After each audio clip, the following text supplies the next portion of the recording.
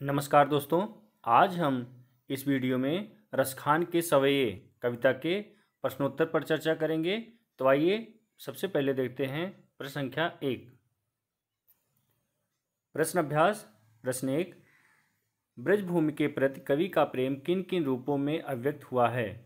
उत्तर: कवि का ब्रजभूमि से गहरा लगाव है। वह इस जन्म में ही नहीं अगले जन्म में भी ब्रजभूमि का वासी बने रहना चाहता है। ईश्वर अगले जन्म में उसे ग्वाला बनाए, पशु बनाए, पक्षी बनाए या पत्थर बनाए। वह हर हाल में ब्रजभूमि में रहना चाहता है, अर्थात अगले जन्म में किसी भी रूप में वह ब्रजभूमि का सानिध्य प्राप्त करना चाहता है। वह ब्रजभूमि के वन, बाग, तालाब के ऊपर अपना सब कुछ त्यागने को तैयार है।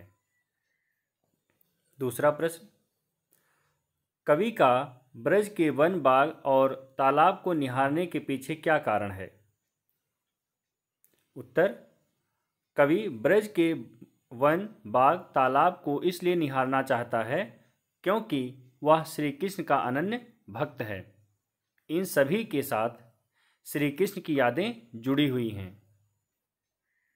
कभी स्वयं श्री कृष्ण इन्हीं में विहार किया करते थे। कवि उन्हें देखकर धन्य हो जाना चाहता है। तीसरा प्रश्न: एक लकुटी और कामरिया पर कवि सब कुछ न्यौछावर करने को तैयार क्यों है? उत्तर: कवि के लिए कृष्ण और उनकी एक एक चीज बहुत महत्वपूर्ण है। यही कारण है कि वह श्री कृष्ण की लाठी और कंबल के लिए अपना सब कुछ न्यौछावर करने को तैयार है। चौथा प्रश्न: सखी ने गोपी से कृष्ण का कैसा रूप धारण करने का आग्रह किया था? अपने शब्दों में वर्णन कीजिए।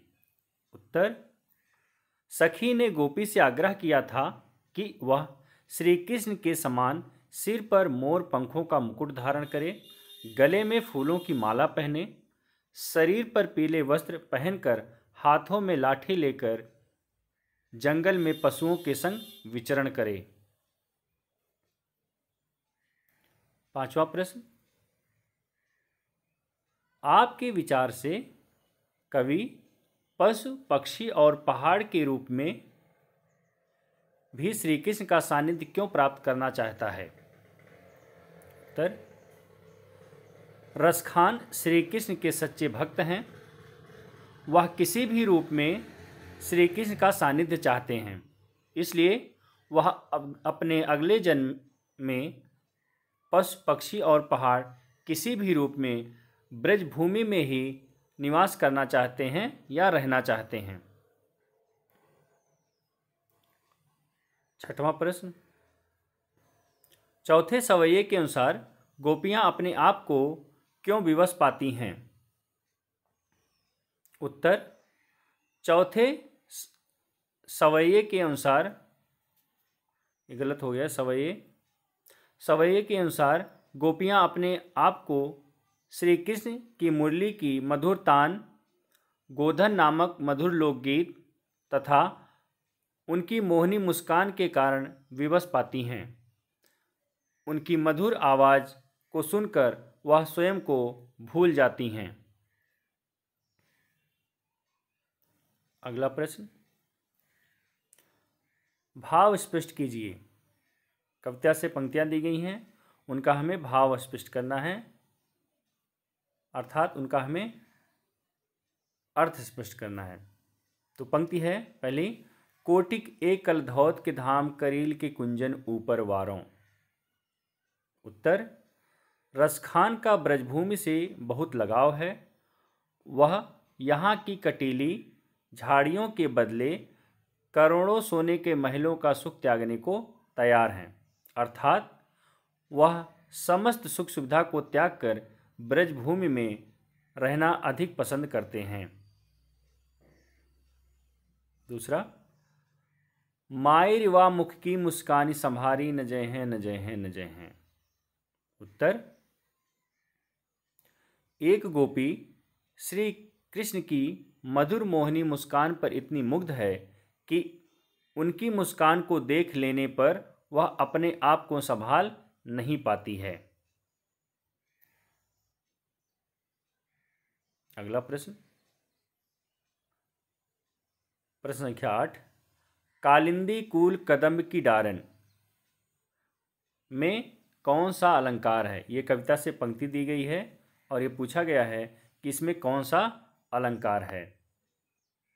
तो यहाँ पर हम देखेंगे तो का वर्ण की आवृत्ति होने के कारण उपर्युक्त पंक्ति में अनुप्रास अलंकार है। तो कालिंदी, कूल, कदम और की, इनमें जो है का वर्ण की पहला जो अक्षर है वह का है और उसकी आवृत्ति हुई बार बार आ रहे हैं, इसलिए यहाँ पर अनुप्रास अलंकार होगा। 9वां प्रश्न, काव्य सौंदर्य स्पष्ट कीजिए। या मुरली मुरलीधर की अधरा न धरी अधरा न धरोंगी। उत्तर, उपर्युक्त पंक्ति में यमक अलंकार का सौंदर्य है या यमक अलंकार का प्रयोग किया गया है। तो दो शब्द यहाँ पर आप देखिए, अधरान अधरन, इसका दोनों का अर्थ है अधरों पर या होठों पर, और दूसरे का अर्थ है होठों पर नहीं। तो इनमें जो है यमक अलंकार हो गया। और उपर्युक्त पंक्ति में अनुप्रास अलंकार का भी सुंदर प्रयोग किया गया है। अनुप्रास अलंकार का भी सुंदर प्रयोग किया गया है। यहाँ पर मुरली और मुरलीधर में अनुप्रास अलंकार हो गया, और धरी अधरा में लास्ट में रा आ रहा है, तो यहाँ पर भी अनुप्रास अलंकार हो जाएगा। तो इन पंक्तियों में अनुप्रास अलंकार भी है और यमक अलंकार भी है। तो उम्मीद करते हैं कि मेरा ये वीडियो आप लोगों को पसंद आया होगा, और मेरा वीडियो देखने के लिए धन्यवाद। ज़्यादा से ज़्यादा लाइक करें, शेयर करें और मेरे इस चैनल को सब्सक्राइब करें।